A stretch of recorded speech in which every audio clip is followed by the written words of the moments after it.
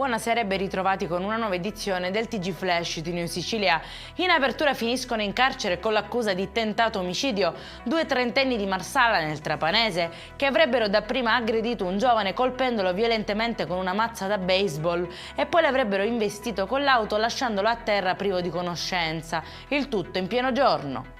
Ci spostiamo a Ragusa dove un ventenne a bordo di uno scooter non solo non si è fermato all'alt, ma ha anche travolto un poliziotto facendolo cadere rovinosamente a terra. Il giovane è fuggito a piedi ma è stato inseguito e arrestato mentre l'agente è stato portato al pronto soccorso.